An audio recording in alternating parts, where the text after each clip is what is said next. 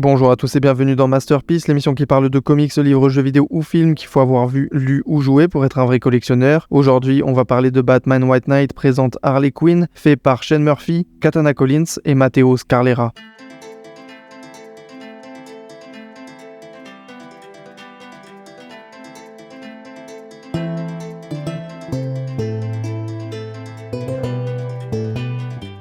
Bruce Wayne est toujours enfermé en prison, payant pour ses exactions envers la ville de Gotham et tentant de se racheter aux yeux de ses anciens alliés. Mais il a à présent noué une relation de plus en plus forte avec son ancienne ennemie, l'ex-compagne de Jack Napier, Harleen Quinzel. Celle-ci est contactée par le GCPD pour l'épauler sur une affaire qui va remonter à la surface, les souvenirs encore vivaces de son passé criminel.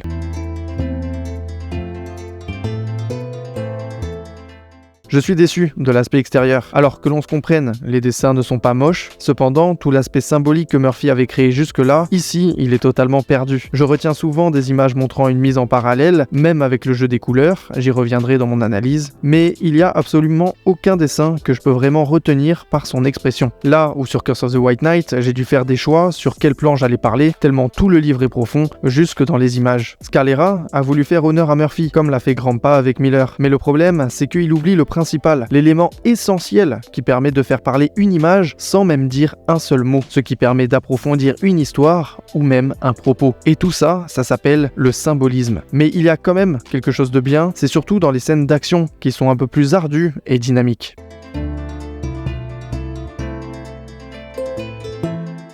Ce comics suit Curse of the White Knight, alors même si Sean Murphy n'est pas à la réalisation du dessin ou même du scénario, il a quand même supervisé le projet et je trouve que c'est une suite logique, pas tant flamboyante que ses prédécesseurs, mais cette suite, je la vois comme une transition car on revisite les origines des personnages. Là où Curse of the White Knight avait donné un point final aux histoires passées, ce tome donc donne une autre signification en changeant le point principal des origines pour parler de son propos, donc on change beaucoup de choses. Harley, stripteaseuse, parce que pourquoi pas, le Joker et la cuve d'acide, et Jason Todd et l'origine de Red Hood. Donc ici, on nous montre clairement qu'on ne va pas avoir une histoire classique, on va avoir un autre point de vue sur ce qui s'est passé auparavant. Le propos est assez simple, c'est l'amour et son pouvoir. Sauf que ce n'est pas aussi simple que cela puisse paraître. L'amour est toujours fait de conflits, et ici, on va le mettre en avant, surtout avec plusieurs dualités. Batman, Robin, l'amour familial d'Harley Quinn, avec ses deux enfants et les deux hyènes. Ces dernières d'ailleurs ont quand même une signification qui est d'incarner en quelque sorte l'union d'Harley et du Joker. Les hyènes sont souvent mal vues par les gens, appuyées par le roi lion par exemple. Il faut aussi savoir que le groupe est dirigé par une femelle dominante, et les mâles se retrouvent tout en bas dans la hiérarchie parmi les membres du clan. D'ailleurs, les femelles sont plus grosses et plus agressives que les mâles. On veut tout simplement montrer qu'il y a comme une passation du pouvoir du Joker à Harley,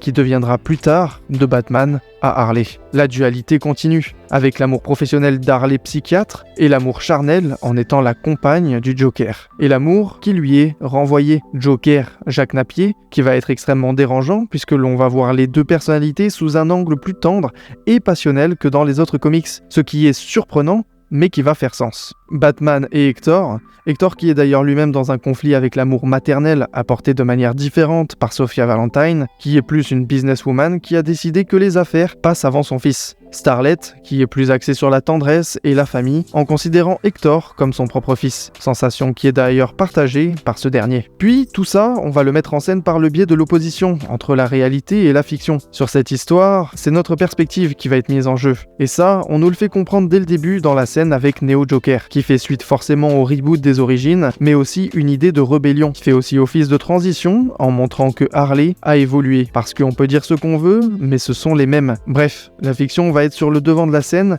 avec un producteur bizarre, trop peu exploité à mon goût, qui essaie d'avoir plusieurs super vilains de films. D'ailleurs, dès le départ, on a une vision de la fiction différente de la réalité qui se fait via l'acteur de Grey Ghost qui met à mal le plan dès le départ, en utilisant des techniques qu'il utilise dans ses films mais qui marchent dans la vraie vie, puisque Batman les utilise aussi. Ensemble, mais en opposition, on a Starlet, qui est une star sacrifiée par son passé, tous deux se battant pour des objectifs différents. Le producteur veut simplement avoir plein de vilains pour amener la réalité dans une fiction qui va être son film à lui, et Starlet veut simplement ramener Hector, qu'elle considérait comme son fils, dans sa vie. Et tout ça, ça symbolise une évolution dans le temps. Donc, on garde toujours cette envie d'avancer tout en gardant le passé en tête. Cependant, on le sait tous, Rien ne se passe comme dans une fiction, puisque ce qui différencie la réalité et la fiction, c'est que l'on a un seul point de vue. Donc on peut pas tout prévoir. Et malheureusement, cela passe par des sacrifices d'une partie ou de la perte complète de soi-même. Chacun fait ses choix et doit donc assumer les conséquences. Harley a tué celle qu'elle aimait, mais doit continuer de s'occuper de sa famille. Sophia Valentine a préféré le business à son fils, avoue que c'était une expression de son amour, mais n'a pas profité de son fils, et devra donc vivre sans. Starlet vivant sans son fils, et avec une carrière ratée à cause d'un accident, devra apprendre là aussi la perte de son amour. Batman apprend à passer la justice, l'aide et ses valeurs dans d'autres mains, pour donner naissance à de nouvelles